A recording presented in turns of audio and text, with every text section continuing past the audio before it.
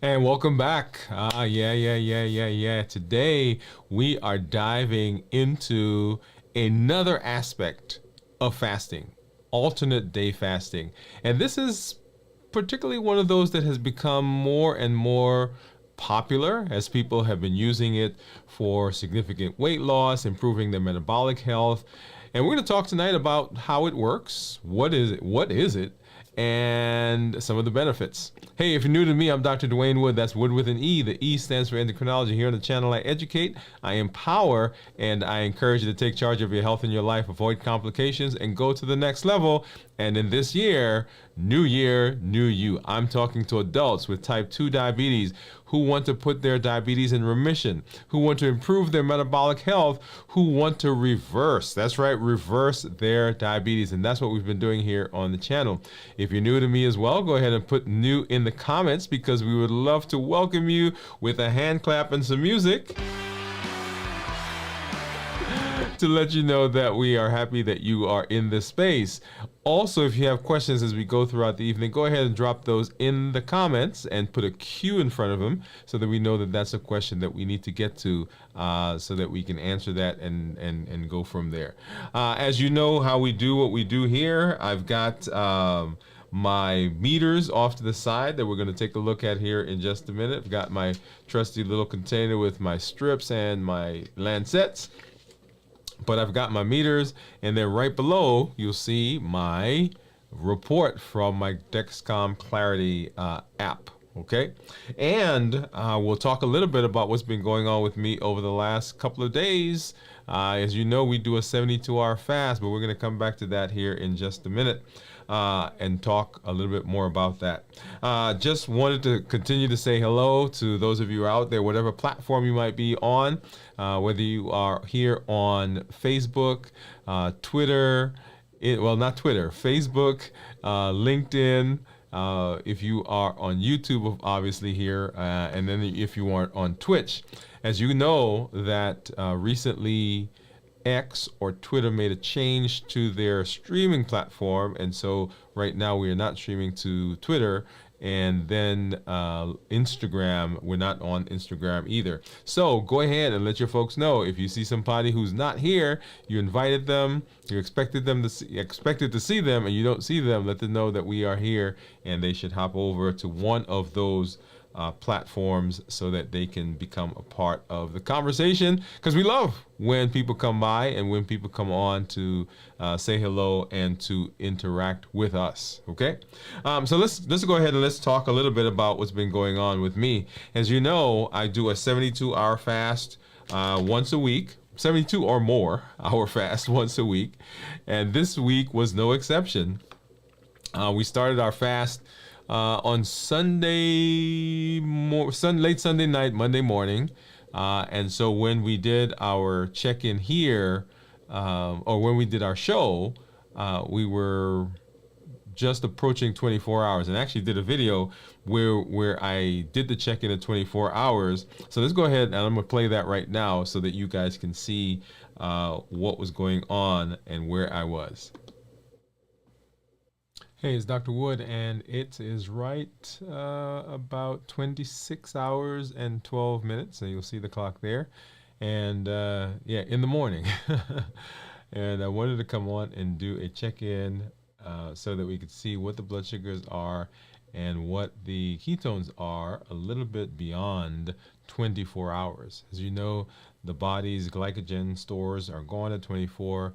And so let's take a look and see where we are right now. You'll see on the screen that is my Freestyle Libre that's showing a blood sugar of 100. And let's go ahead and let's take a look. As you know, I have my Keto Mojo meter and I have a contour. And we're going to take a look at that here.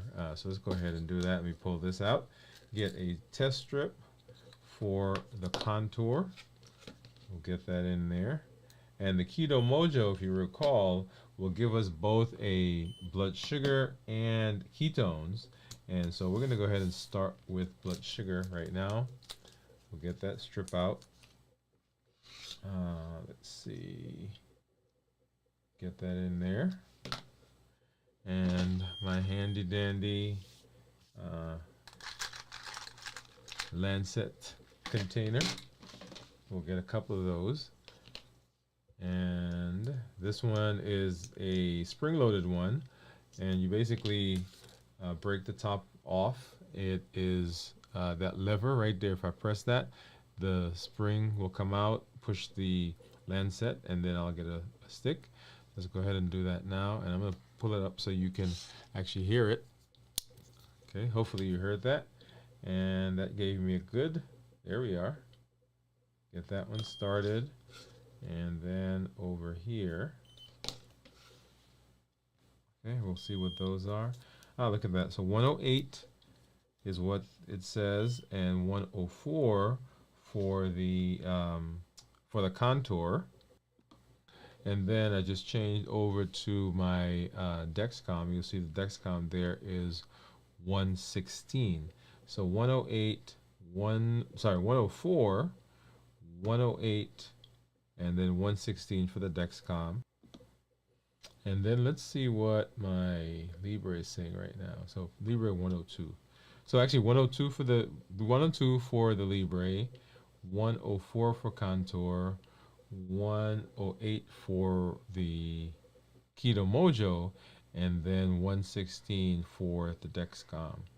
So let's go ahead and well, I think I'll have to give another poke. While I was talking, I forgot to put the strip in for the lancet. So let's go ahead and do that now. I'll take this one out. We'll get this in there. And then we'll have to grab another lancet, which is okay. Actually, that one I need to grab another one. Here we are. Go ahead and get that off. And as I said, let's bring that up so you can hear it. Get another drop of blood. Okay, and then we'll see what that is here in just a minute.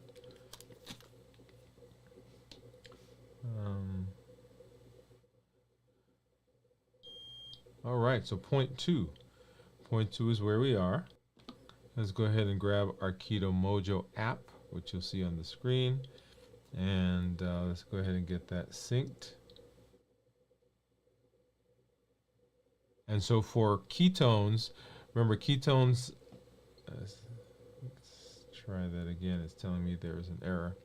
Ketones that are less than 0.5 are considered normal.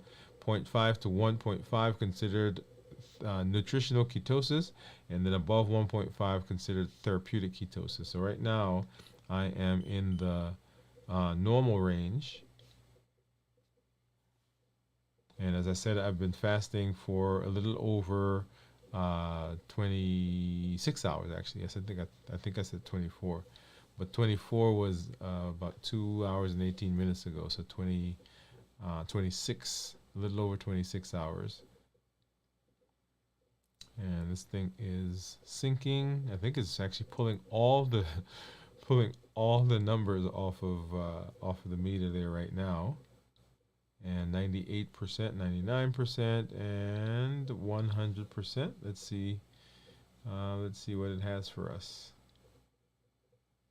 It says syncing data, and it's probably backing all this up into the cloud right now.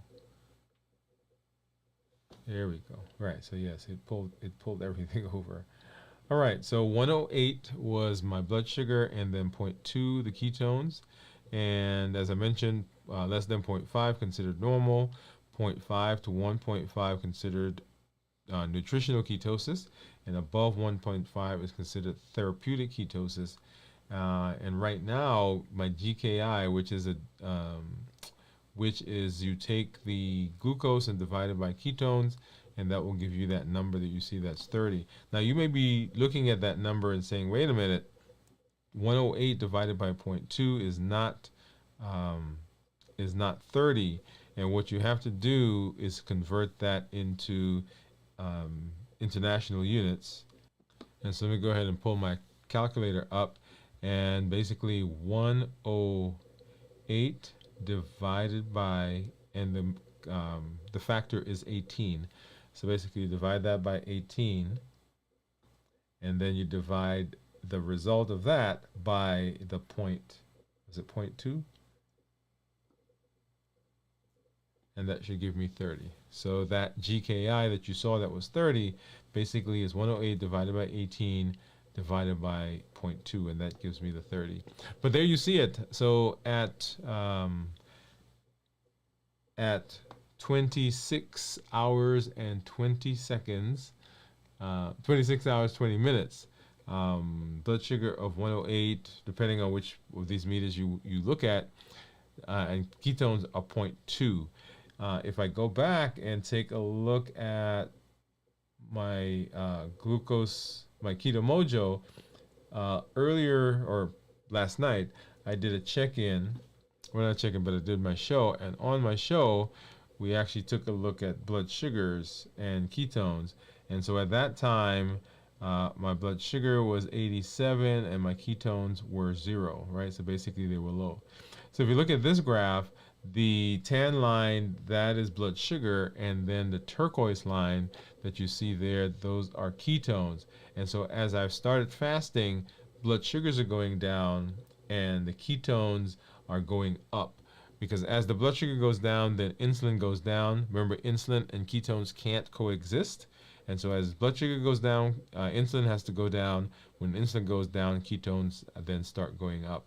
And so then we switch over. So at 24 hours or so, between 24 and 36 hours, the glycogen stores in the body are depleted. And so right about now, my glycogen should be depleting, and that's why you see the ketones are going up, because my body is in the process of switching from burning sugar to burning ketones. Okay, all right, so I just wanted to pop in and let you know what was going on at 24 hours. We'll see you later at our check-in. Have a great day. And so as you see, at 24 hours, we were checking in there. So that's how the story began. Okay, so 24 hours, we did the check-in, we came, we did the show. And so the plan is a 72-hour. And then I remembered that we had scheduled a meeting with a group, right? We had scheduled a meeting that I had not accounted for. So let's go ahead and let's hop over and let's take a listen to this. To hang out with some folks here in just a little while. I'm going to Connor's Steakhouse, and I am about 42 hours fasting right now. The plan was a 72-hour fast, but I've got this function coming up, so I'm going to have dinner, and then I'm going to breaking the fast, and then we're going to come back and restart the fast. And then on Thursday, I've got a friend who's coming to town to drop his daughter off, and so we're going to break the fast again. So we got a couple of things we're going on with this week, so we'll see how that goes. As you guys know, you got to be flexible. Right now we're taking a look at what's going on. I'm gonna turn around so you guys can get to see where I am. And so this is where we're hanging out right now, and this is over here at Bridge Street, and just lots of different restaurants, right? You see, it's a nice, great place to hang out. All right, there we go. All right, so that was out last night. So we're hanging out with some friends, and we'll come back and we'll talk a little bit more about that here in just a minute. But let's go ahead and, as I normally do, let's go ahead and do a check-in. And you know, when I do that, I normally talk about how I'm feeling physically, mentally, and emotionally. And those are with respect to fasting. And so the end of that story, I'll tell you the end of that story, and we'll come back and talk. So after breaking the fast, I went out, we ate, and I'll show you what those blood sugars are. And then I restarted the fast this morning, probably about 12 midnight, 1 o'clock. And so right now we are probably about maybe 21, 22 hours into the fast, and we'll see what those blood sugars did here in just a minute. So physically speaking, right? So that's the first thing that we always want to talk about. And so when we talk about physical, we're talking about being lightheaded, dizzy, sweaty, palpitations, all those things that sometimes people will associate with fasting. And then the other component, probably the other biggest component, is energy level. Okay, so those are the things that people kind of typically talk about. So as I went through the fast, as I did the 42, 43 hours before I broke the fast, I was this time feeling a little bit of fatigue. And as you know, when we've talked before, I said often when someone feels fatigue as they're getting into the fast, it's one of a few things, right? So either they're not well rested, right? So the well rested or poor rest, if you will, shows up in the fast, and people think it's the fast, but it's actually the fact that they didn't sleep. That's the first thing. The other thing that can happen is as the body is transitioning between burning carbohydrates or glucose to burning ketones, then during that process, they will sometimes feel a drop in energy as the body's making that transition. The other thing is, of course, being hydrated. If you're not well hydrated, then you can have a drop in blood pressure and some other dehydration symptoms that show up. So I was feeling a little bit more fatigued prior to in this past fast, 42 hours. Right now at 23, 24 hours, I'm not feeling any of those symptoms, but of course, I'm well rested, I'm well hydrated, and it's only been, like I said, 21, 22 hours of fasting, right? So you remember the different phases of fasting. So I'm in that initial 24 hours. So my body is still using glycogen to be able to help function. Okay, so that's how I'm feeling physically. Mentally, I'll tell you. So mentally, in terms of the fast itself, I'm feeling pretty clear. I'm not feeling groggy. I'm not feeling dull or blunted, right, in terms of my mentation. And well, I think I'll save this point that I was going to make here in a minute. I'll save it for when I get to the emotional part. But mentally feeling clear. Once again, it's been 21. Let me just be sure. So if we did a 12 hours, so 21 and a half hours roughly. Okay, let's just do that. So 21 and a half hours. Once again, there should not, at this point in my fasting, be any change in mentation. Now, sometimes people can feel fatigued, and because they've not done a good job of preparing for the fast, sometimes that shows up as kind of a little sluggishness and so forth. Okay.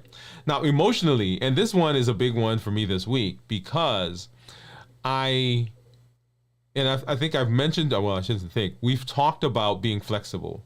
And so even though this function came up, and when we were planning it last week or a couple weeks ago, I knew that it was going to fall into the fasting period.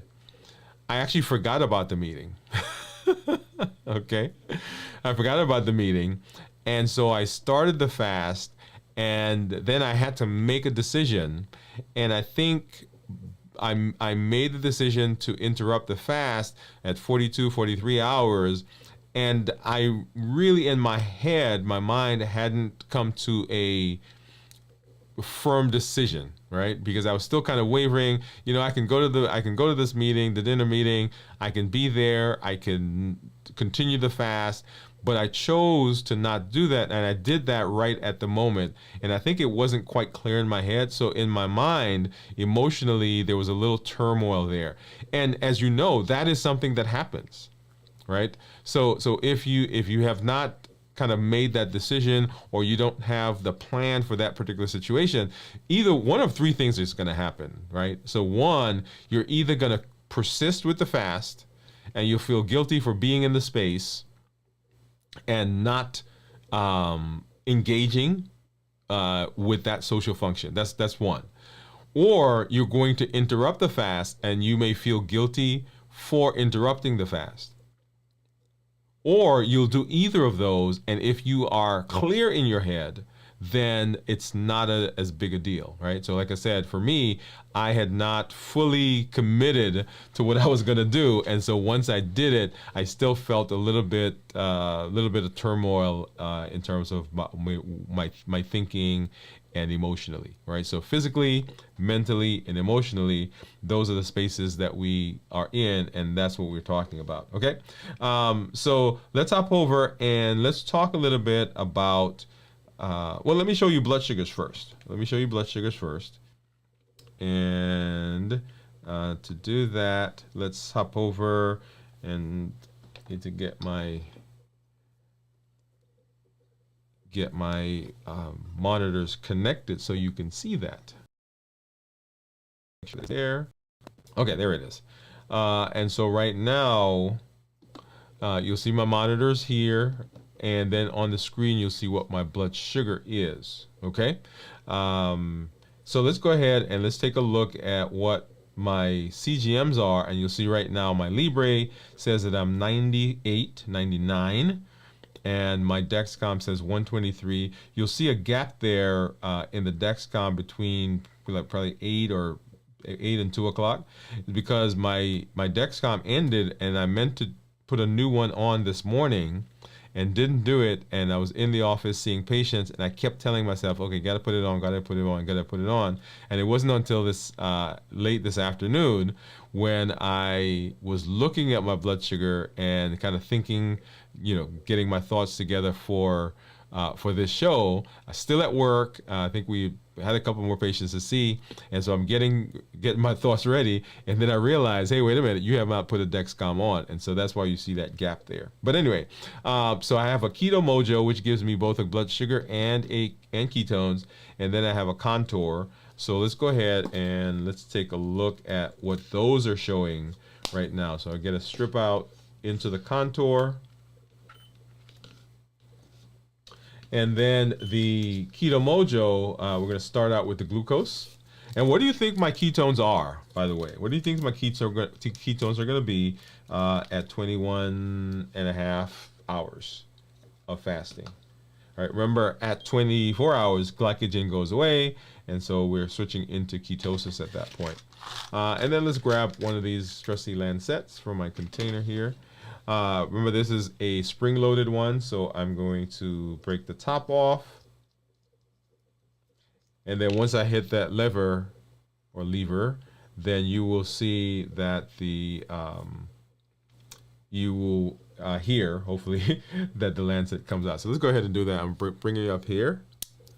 And let's take a look at that drop of blood. So we'll get one here for the Keto Mojo. One here for the Contour.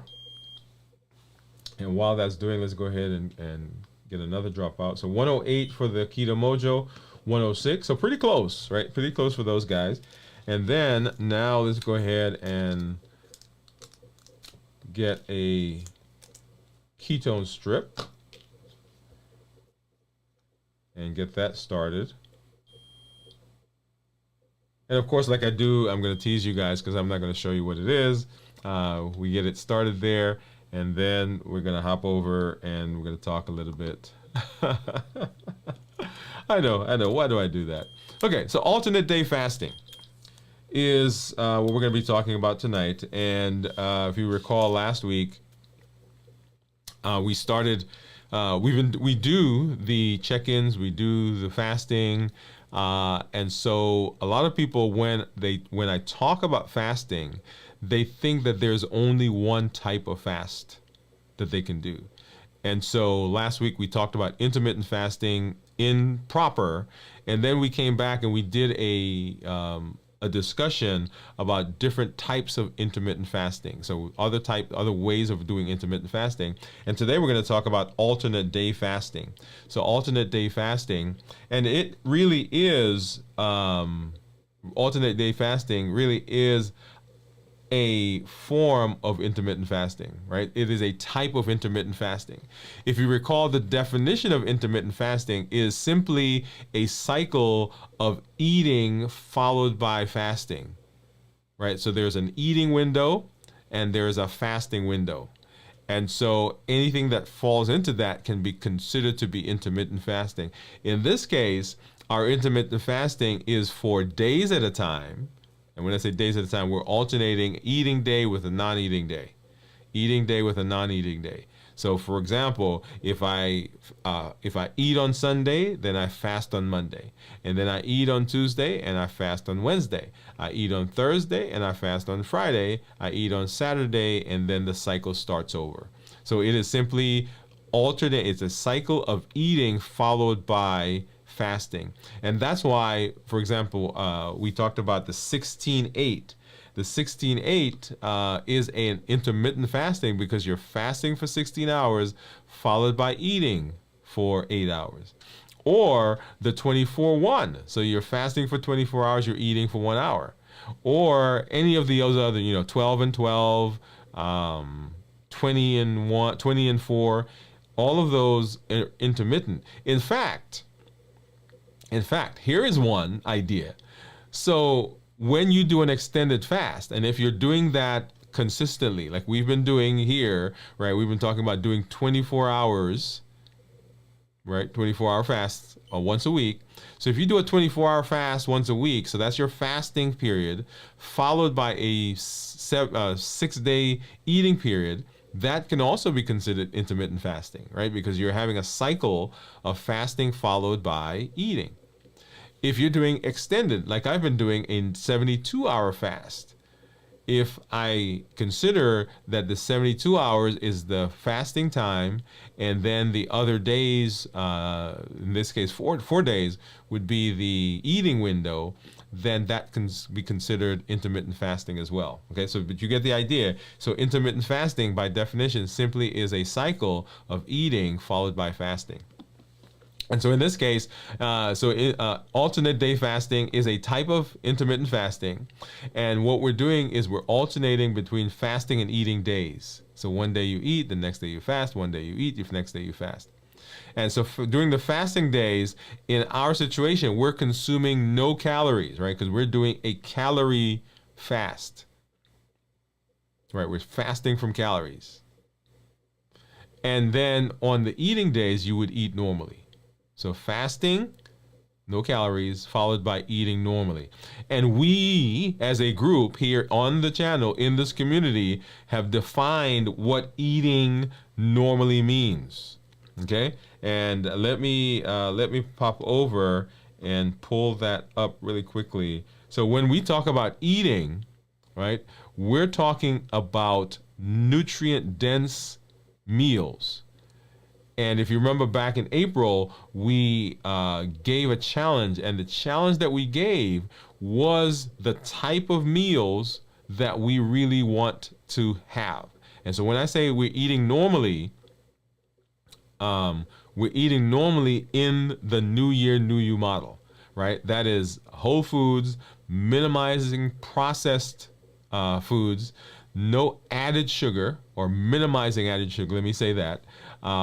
Starchy and non-starchy vegetables, lean meat or healthy fats, lean protein. I said meat, but I meant protein. Something that's tasty and appropriate portion size. So when I say normal, that's what I mean, right? So eating normally. Okay. So I'm not talking about, the normal that we used to eat, like, right?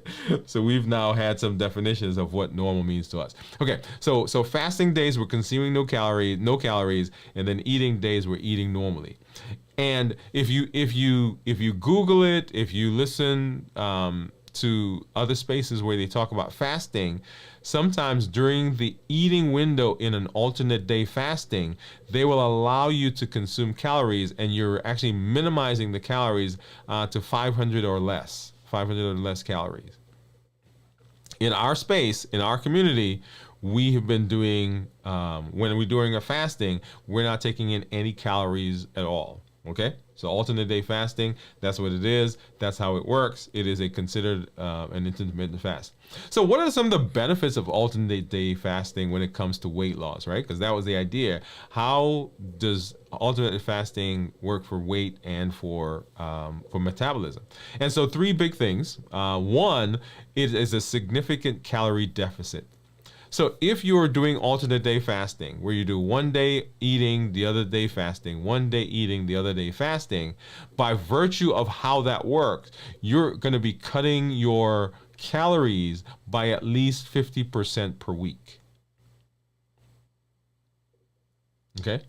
And there are some times where you're actually more, because there's 7 days a week. And for example, if I started, and let's go back and let's do that. So let's go eating, not eating, or eating, fasting, eating, fasting, eating, fasting. Okay, or this way. So eating, fasting, eating, fasting, eating, fasting, eating. Right. So I have 4 days of eating followed by 3 days of fasting. Or when it starts over, I'll have 4 days of eating followed by 3 days of fasting. If I said that right, you guys understand what I mean. Right. And so our goal, well, I shouldn't say our goal, but one of the ways that the weight loss occurs is that we are significantly cutting calories. Now, remember, one of the benefits that we have talked about in terms of fasting is that fasting is not simply reducing calories per day, which is why when I talk about alternate day fasting, I am saying that we're not taking any calories in. Because if you're taking calories in, even though you've reduced them significantly, one of the issues that occurs is that your body's metabolism will slow down. Okay, so on those eating days, if we're cutting those calories, the body's metabolism slows down. But if we're just eating and fasting, during the fasting days, we're not putting anything in. So the body has to go find another source of energy. And so we don't get that slowing down of metabolism.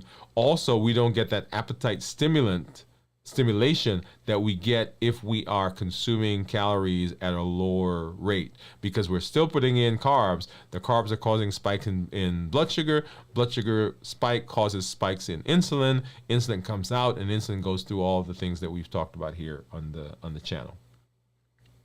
Okay, so number one, significant calorie deficit. Number two, it's sustainable and flexible. Sustainable and flexible. So one of the things that occurs with all diets, all meal plans, all lifestyle changes is that sometimes we set ourselves up to not be successful because the plan that we have doesn't quite fit into our life. Right? So it takes time, it takes doing, it takes finagling to get it to fit. And this process, alternate day fasting, is a simple process. You eat one day and you don't eat the other day. You don't have to think about, on the days where you are eating, you don't have to think about, well, what should I eat? Did I eat enough calories? Did I cut back to 500 calories? It's simple. One day I'm eating, the other day I'm not. And we've already in our past shows, in our past check-ins, talked about changes that you've already made in the normal eating that you do anyway. And so now that you are implementing the alternate day fasting on the eating days, it's not a stretch anymore to have to figure out what to eat, because that's already a process that began as an earlier part of the New Year, New You process. And so now it's a simple matter of, I'm not eating one day and then the other day I eat. Boom, done. There's no mental gymnastics that you have to go through. Do I cut down 500 calories? Did I do a good job of cutting the calories? Right? So that all kind of goes away. And sometimes that burden, the thought process that people go through is what also sets them up to not be successful. So alternate day fasting is sustainable and it's flexible. You can change, right? You say, "Oh, wait a minute," just like I did with my situation, right? I could decide, okay, well, today I'm going to make today an eating day, and then tomorrow will be a fasting day. So you can switch that. Okay. Now for that day, your cycle will be slightly off because you've switched, but that's okay because you're picking right back up in the fasting eating window, right? So it's flexible and it's sustainable. You can do that long term. You can do that forever because there's no special food you've got to buy, right? There's no special meal you've got to cook.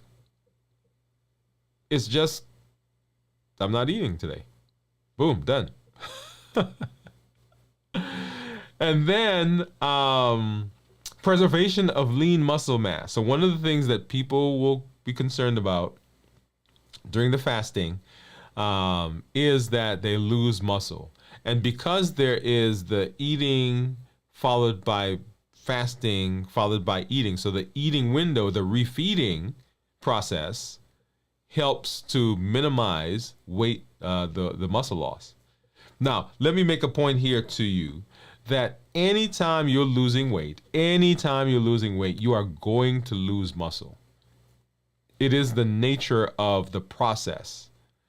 But the goal is to not lose a lot of muscle and lose much more fat relative to the muscle that you lose. And if we're careful in terms of making sure that we're active, then that even further minimizes the losses that we have in terms of muscle. Okay, all right, so benefits for alternate day fasting for weight. So what about metabolism, right? Benefits for metabolic health. And there are several here. Number one, improve insulin sensitivity. Now, as you go through all of the fasting, there is a thought that you've got to go through. Okay? Insulin sensitivity is the ability of your insulin to do the job that you're asking it to do. That's a simplified version of it. Okay, and it's kind of like a seesaw, teeter-totter, whatever you want to call it. We called it seesaw when I was growing up. And so if my seesaw is off balance, blood sugar versus insulin, then in order for that to become balanced, either I've got to increase the amount of insulin that I make or take, or I've got to lower the sugar. Does that make sense? Right, so if I want my seesaw to be balanced and it's off balanced, either I've got to increase the insulin so that it now matches, or I've got to decrease the sugar so that it now matches. One of those two things has to happen. And so when we fast, alternate day fasting, for example, which is what we're talking about, what we're doing is we're decreasing the load. We're decreasing the load that we're asking the insulin to do. And so the amount of insulin that I now have in my body can become appropriate for what my blood sugar is. The other thing is that when I am not putting in that heavy load, right? So I'm not adding anything, but even the sugar that is in the body at this moment is being used up. So not only am I not putting anything in, but because I'm fasting, even the sugar, blood sugar, glucose, glycogen, that's in my body right now is being used up. And so the amount of insulin that my body produces, or the amount of insulin I have to take, is not as much as it would have been had I been eating. And so now I have a load that's coming in, and I've got to deal with the insulin, the sugar that's in my body. Does that make sense? Okay. So increase insulin sensitivity. Number two, enhance fat burning. Remember that our body, and I'll use myself as an example. So I stopped eating last night around 12 o'clock, right? So came home and, once you start eating something, the eating Takes a minute to stop, right? So stop eating about midnight. And so over the course of the next 24 hours leading up to now, right, my body is burning the sugar that came from the food that I ate, the glucose that comes from it. And it's not until about 24 hours, here in another a couple of hours, that all of the glycogen, or most, the majority, in my liver is gone. And so during the fasting process, as the body now begins to switch, it has to go and find an alternate source of energy, and that's called fat.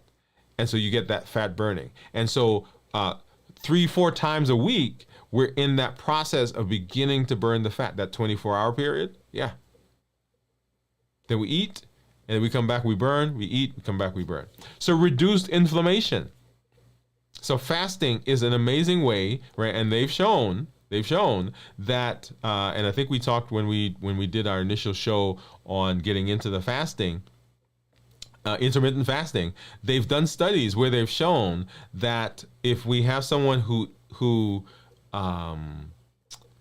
eats a regular meal, and then you compared that to someone who fasts, who does intermittent fasting, and you can go and look those up, what we saw was that they started to have more white cells. And remember, white cells are those cells that fight invaders into the body. And so what begins happening is their immune system begins to work better, and the inflammation in the body begins to improve. Now, there are other parts of that inflammation that we can talk about. For example, fat, that abdominal fat, the abdominal obesity, those fat cells produce things called cytokines. And those cytokines are pro-inflammatory. Elevated blood sugar is pro-inflammatory. So as we're fasting and we're burning the fat, we're improving blood sugar, then the inflammatory processes, and I just named 2 of them, they begin to go down, and so the inflammation in our system improves. And so this has huge implications for people who have inflammatory diseases. Rheumatoid arthritis, for example. Psoriasis is another one. Sarcoidosis, right? All those autoimmune processes. People who have Hashimoto's thyroiditis, which is something we haven't scraped the top of the surface of some of the things that this can do. Right? So improve inflammation, or reduce inflammation, and then improve cardiovascular health. So as we are fasting, we get better insulin sensitivity. We decrease the sugar, we decrease the load, we decrease the inflammation that's in our system. Let's see how that impacts cardiovascular system. When insulin goes down, or let me back it up and start the other way. Elevated insulin causes blood vessels to become stiffer. They become stiffer. And stiffer blood vessels mean high blood pressure. Boom. Okay? That's one thing. Elevated insulin can cause high cholesterol because, remember, we talked about the body having to store sugar somewhere. Well, the body tries to store it in the liver, and when the liver is full, then it goes somewhere else. The insulin is sending it somewhere else. So it creates those triglycerides that we always talking about. Yeah. And so now we have 2 factors, high cholesterol and high blood pressure, that are significant risk factors for coronary artery disease, heart disease. And we can go through that process, right? So cardiovascular health. So those are benefits of alternate day fasting for metabolic health. And then, how does it compare to other fasting methods? How do it compare to other fasting methods? Now, and I'm going to say this, right? And I want you to hear me, that all fasting methods have benefit. In fact, I will say this again, that all diets, and when I say diet, I'm talking about the diets that you see out there, the Mediterranean, the keto, the low carb, the paleo, all diets work if they fit into your lifestyle. All of them. And people say, well, this one didn't work for me. Well, it didn't work for you because there is something in your lifestyle that didn't fit. And when I say lifestyle, I'm not talking about you doing something poorly as part of the diet. What I'm saying is that, for example, let's take intermittent fasting, and I give this example all the time. If your family sits down to eat their meal at 5 o'clock in the afternoon, and you decide you're going to intermittent fast, and your fasting window starts at 3 o'clock in the afternoon, you're already setting yourself up for failure and for conflict. Because they're getting ready to sit down to eat in another couple of hours, you've decided you're fasting. Automatically, there is a disruption in the community. You, your family, your wife, your kids, your mom, dad, whoever sits down to eat with you, you've already set up something that causes an issue.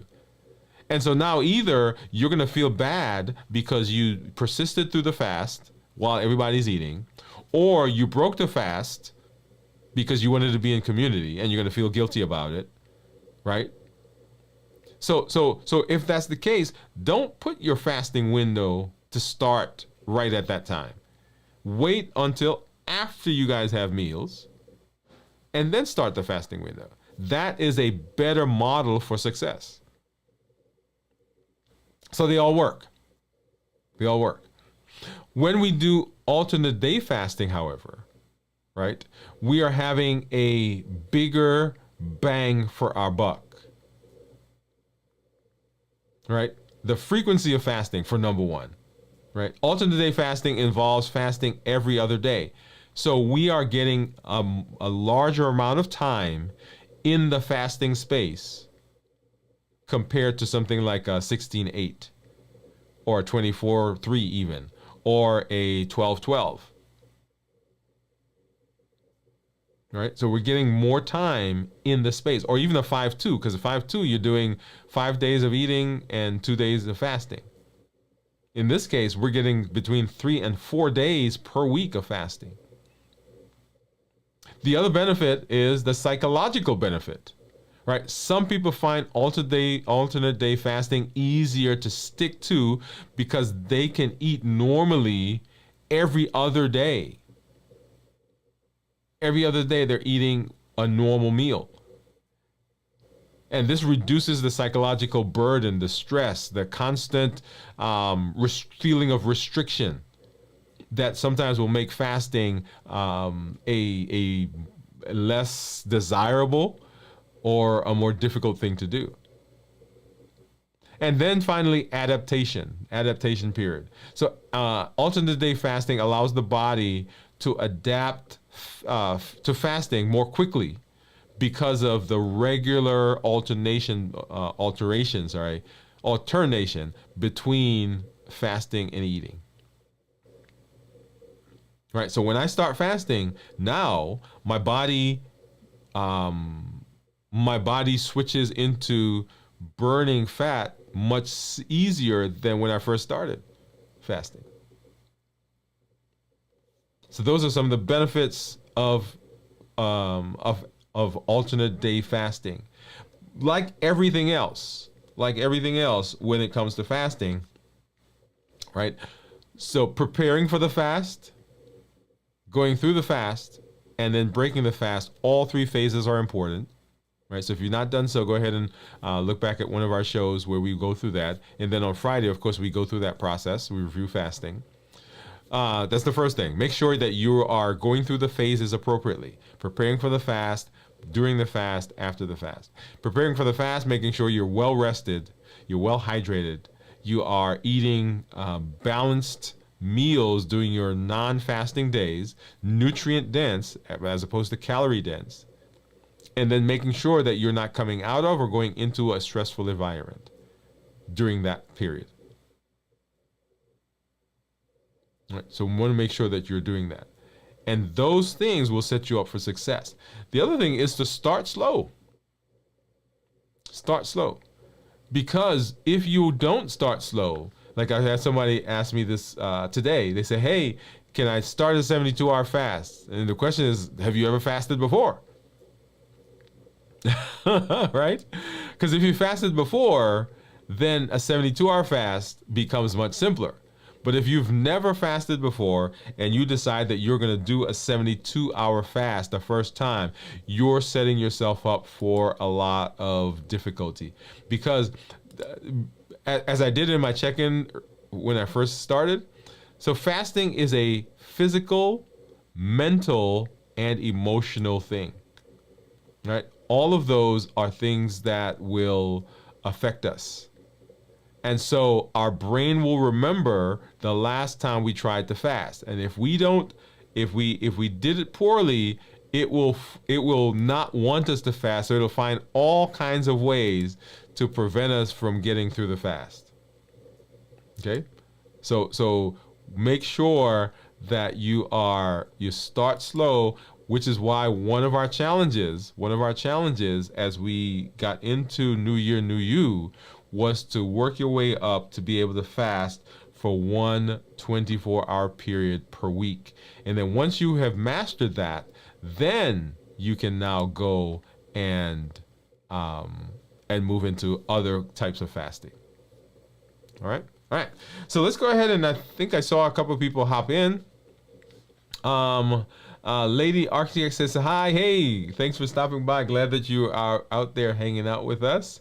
INFJ says, instead of calling it alternate days, it should be talked about in terms of hours between meals. Hey, I like that. So yeah, we have to figure out. So right now we do a 16-8, 24-3, maybe 24-24. Yeah, so INFJ, go ahead and pop in. What would you call it? What would you call it if you came up with a term? And then Jennifer says, howdy all. Hey Jennifer, thank you for stopping by. Thank you for being here. And let me go ahead and give some hand claps and some music for Lady Architect. Thank you for coming through. And then INFJ Tyrone. And then, of course, Jennifer, one of our community members. So if you are in a fast right now, put in the comments. If you've just come out of a fast, put come out. And if you are going into a fast, say going. Right? So in I'm right now, just came out of, put out, and then if I'm going into, put going. And so I am, and then put the number of hours. Put the number of hours. So I am gonna put in, and then let's see, and I'm gonna put 22. In 22. All right, so I'm currently in the fast, and I'm 22 hours into the fast. So go ahead and pop that in. All right, so let's see, what do we want to, oh yeah, so let's go ahead and let's take a look. I want to go ahead and pull up my, Keto Mojo app. And then we're going to hop over and take a look to see what my ketones are. And I think the ketones are going to be low. Right? If you have not already done so, go back, and on Monday we did our show where we are walking through the pillars of reversing diabetes, right? So we did pillar number 1, decreasing insulin, and we'll kind of walk through those over the next couple of weeks. So if you've not done so yet, go back and take a look at that. But now let's hop over and let's look at my Keto Mojo. All right, so let's go ahead and turn that on, and then it'll sync here in just a minute. There we go. It says syncing, and it'll pull that information over. Boom, right? And if you think you know what it is, go ahead and drop that in. And look at that. So 108 is my blood sugar, and ketones are low.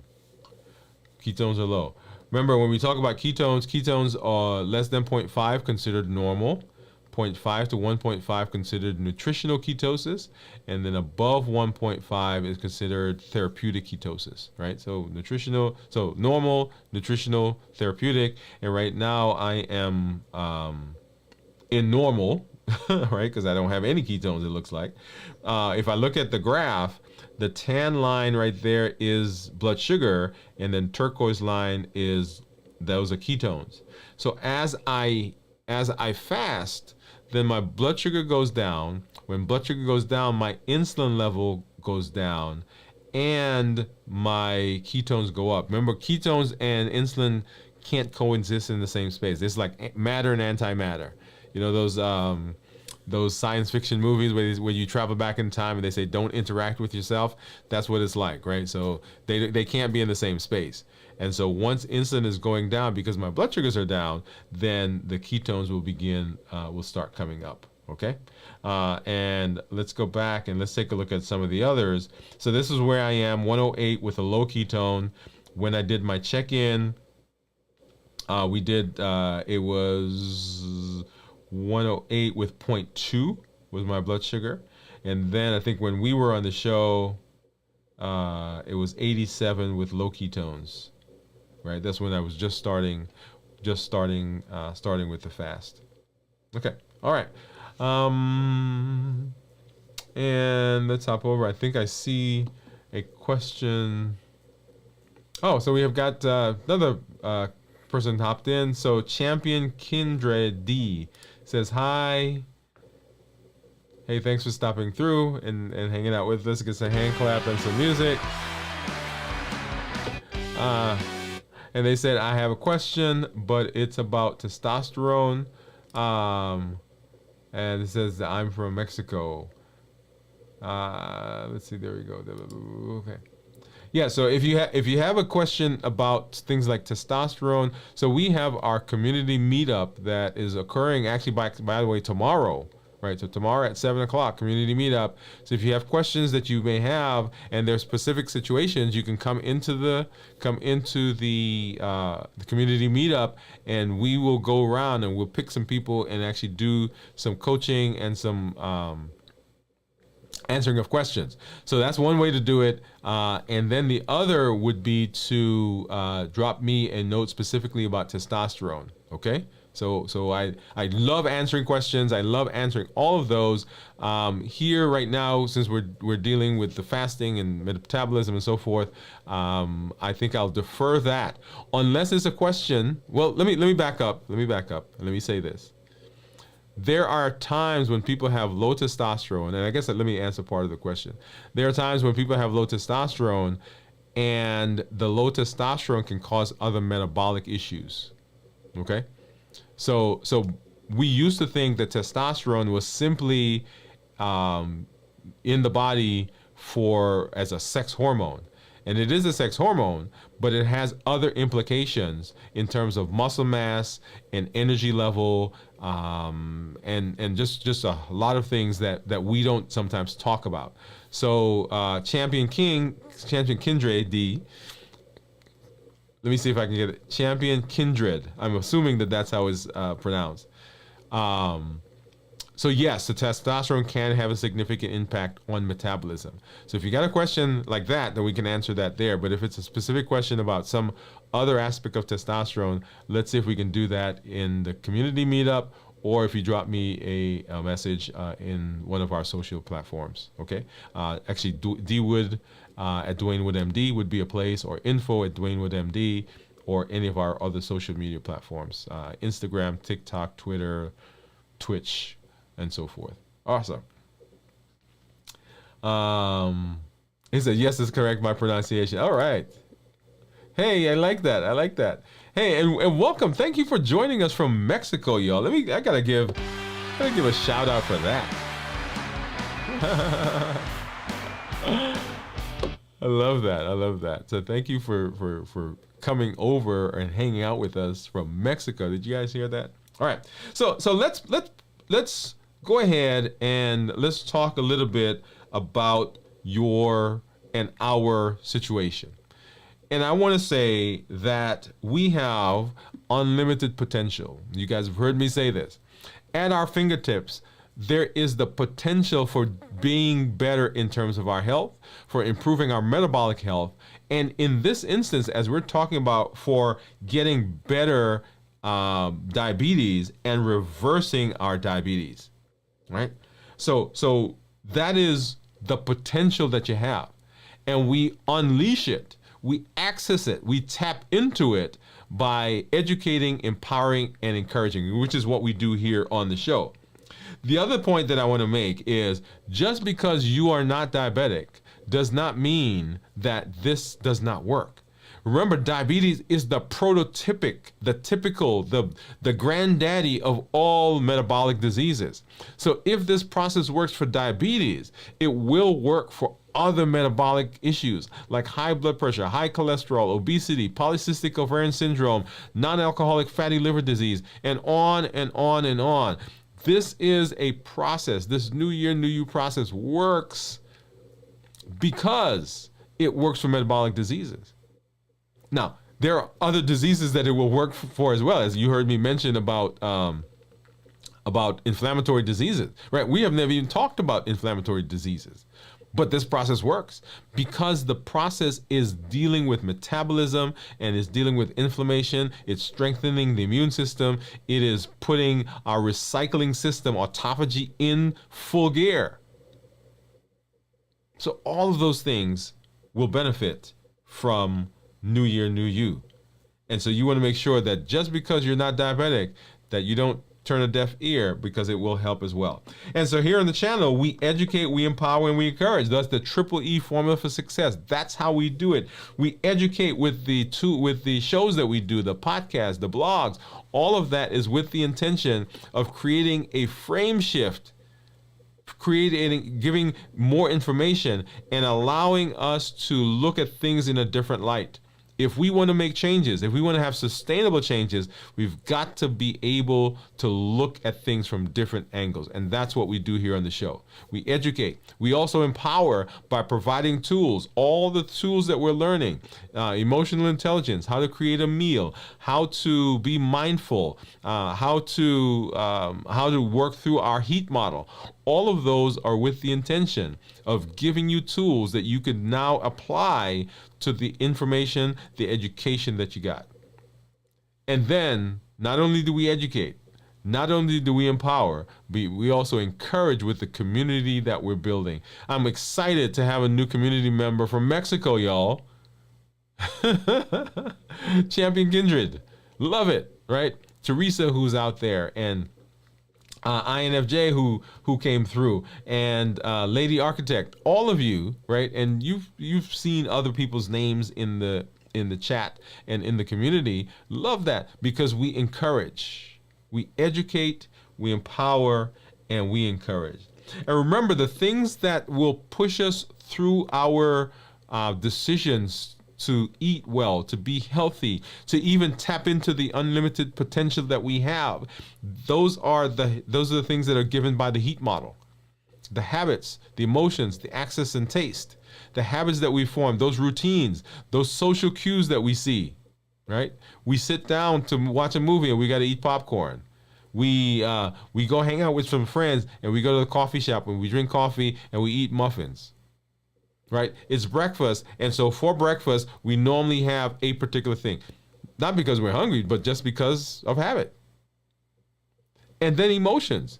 Emotions will push through your decisions. If the emotions get strong enough. I liken this to being on a roller coaster. Because remember, on a roller coaster, the point is you get to the top and that roller coaster car is coming down on the other side. And often we allow our emotions to get so high that it's at the top, the pinnacle, and then we try to stop it. But that roller coaster car, right? When you get on the roller coaster, you can be up there and you can yell and shout and scream and whatever you want to do, but the car's coming down the other side. Same thing with our emotions. When we're angry, when we're lonely, when we're tired, we're fatigued, we're bored, we're depressed, all of those things, if we allow them to get too high, once it gets to the top, the car is coming down and we will break through the desires and the decisions we've made to not eat something. Then we eat because of access, simply because something is in our environment. We did a show where we talked about cleaning up our home, cleaning up our community, cleaning up our jobs. When things are in our space, things that we've decided we're not going to eat, then it is difficult to not eat them. That's what the heat model says. We eat because of access. Cashews, almonds, y'all, boom. It can't happen. I got to eat them outside the house. And then we eat because of taste. The perfect combination of fat, sugar, and salt. When we eat it, we just can't have one. And remember, though, that we're never chasing the food. We're always chasing what the food does for us. The taste, the place that it puts us, the space that it takes us, the calm that it brings, the memory that it triggers. So we eat because of habits, emotions, access, and we eat because of taste. And our call to action to you here on the channel always is the same. Number one, come and join the challenges. Don't let the shows and the challenges just be things that you listen to that are on the shelf. Make sure that you are getting involved. Every month we have a challenge that we do. In the month of January, when we started out at the beginning, the very first challenge was to figure out your why. Why do you want to be healthy? Are there some things in your life? Are there some goals, some plans, some people that you want to be around for, some events that are coming up that you want to make sure that you are able to do? Why do you want to do them? Because those are the things that are going to be able to push you and get you to the space where you can be successful. On those days when it becomes challenging and difficult, the why is going to be the wind in your sail. And then work your way up to be able to fast for a 24-hour period once a week. That's our goal. That's what we've been doing. Now, once you get there, you may do additional fasting, but let's work to 24 hours once a week, because we begin to see significant benefit as we move to that 24-hour period. Wherever you are, start where you are. If you now fast only when you're sleeping, when you wake up, add another hour to it. Add another hour to that, and then another hour to that, so that you are now able to fast for 24 hours. And then our next challenge, figure out in the heat model, what are your triggers? Which ones are the ones that force you, that push you, that get you off track? I'll tell you, for me, there are three of them: emotions, access, and taste. That's my stuff right there. My emotions, my access, the access to food, and the taste, the things that they bring back to memory. When I go to New York and I eat hot dogs, pizza, and Chinese food, and it connects me to my dad, right? Yes, those are the things that happen. So join the challenges. Figure out what yours is. And then be able to create a meal that follows. And this is when we say a normal meal, this is what we mean when we say normal meal. So whole foods, minimal processing, no added or minimize your added sugar, starchy vegetables, non-starchy vegetables, lean protein, healthy fats, tasty, and the appropriate portion size. And then find someone to mentor. Another challenge. Don't just let this be something you keep to yourself. There are over 1 billion people on the planet, that's billion with a B, who are pre-diabetic or diabetic. You can be a voice of change in your family, in your community, on your job, at your church, in your doctor's office, wherever you are, you can be in that space, and you can now be a mentor because you are going through the new year process. Teach it to someone. Help them go along. So you know someone who needs to be able to improve their life and their health and reverse their diabetes. Go ahead. Let them know, hey, I'm coming alongside you. Don't just tell them and then disappear for 5 months. Call them up. Say, hey, let's walk through this process together. Hey, let's go watch this video. Hey, there's this thing that he said that I don't remember. Let's watch it together. Let's figure it out. Right? So join the challenges. And then make sure that you are getting screened. Talk to your doctor. We did a show where we talked about the different labs that you need to have done so that you know that you are doing what needs to be done to keep yourself healthy. These are screening labs. And then make sure you're adding activity, some exercise to your regimen. Remember, exercise is amazing for remaining flexible, for fluidity, for expanding the lung, for improving insulin sensitivity. When you exercise, your muscles don't need insulin to suck up sugar. All right, we're going to have to do a whole show about that one. Okay? So join the challenges. When you come, tell your story. That's number 2, the second part of the call to action.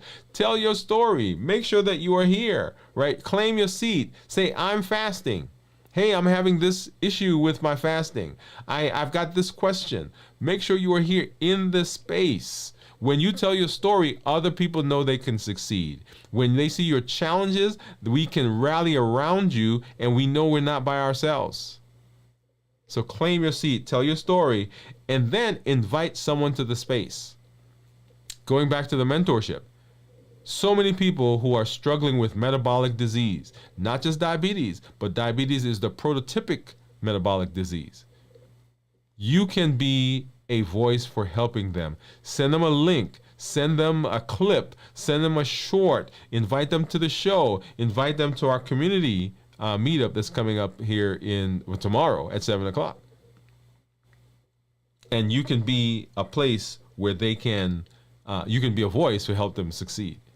And our pillars for reversing diabetes are these: decrease insulin, suppress the appetite, and reduce sugar. Those are the pillars that we're doing. And all the things that we do have in them a component of one of these. Our platform is education, empowering, and encouraging, but the pillars for reversing diabetes are what you're seeing: decrease insulin, suppress appetite, and reduce sugar.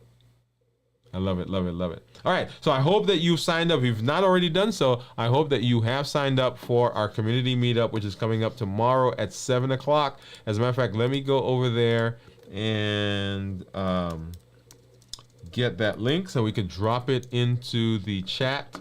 So if you've not already done so, go ahead and make sure that you do that. Sign up for tomorrow. Bring your questions. Bring your thoughts. Let us know. Come in and let us know what's going on.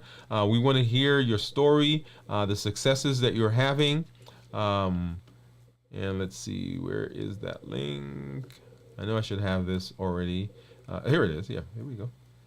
Let's see. This one. And so let's go ahead and we're going to drop that into the chat. And here it comes, I believe. Let's see, where did it go?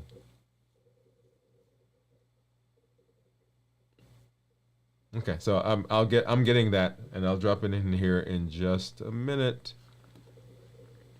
so that you can make sure that you are signing up. All right, and I do hear some folks popping in and perhaps some comments. So let's go ahead and let's do that. That's the champion. Kindred said, you're the best. Hey, thank you, thank you. So yeah, so I was on the show recently, and they said anything you say good about the show is gonna go up on screen. So he said, Eres el Rey, the King Dwain. I like sports, and I'm planning to start a boxing challenge, but I lack on the nutrition. That's because I like to follow your content, and your content helped me to learn English. Oh, I love that. I love that. So that's great, because you're trying to learn English and I'm working on learning my Spanish. Hey, we can help each other out. Okay. He said, I love coffee.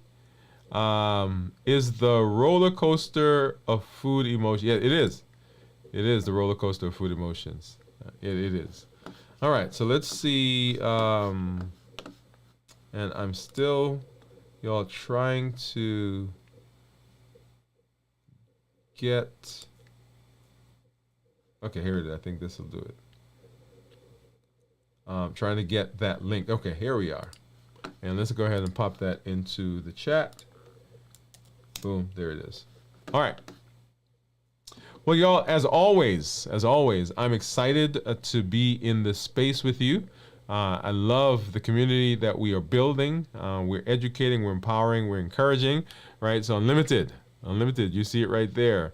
We will be back. We'll do more check-ins as we go through the week. I've got a function that's coming up tomorrow. I haven't quite decided what I'm going to do, but we'll come back and we'll let you know what's going to happen. We've got our community meetup tomorrow at 7 o'clock, so make sure you're there. And then we will do our check-in. We will continue doing, and don't forget our the newest feature of our channel, This Week in Review, airs Sunday morning at 6 o'clock, where we recast the shows that we've done with some commentary for the week. Make sure that you join that. Send that to someone who may have missed. We love if you are here on the live, but sometimes you can't make the live, and we want to make sure that you get that, and you will see all of those as we go through. Okay? All right. So once again, thank you for coming through. This is Dr. Dwain Woode. Y'all, that's Wood with an E. And E stands for endocrinology. Here on the channel, we educate, I empower, and I encourage you to take charge of your health and your life, avoid complications, and go to the next level. And in this year, new you. Good night. We'll see you tomorrow at our community meetup, our check-in, and then for the rest of the week. And then, of course, next Monday, right here at 7 p.m. on Central on Dwain Woode MD Live. Good night, everybody. We'll see you tomorrow.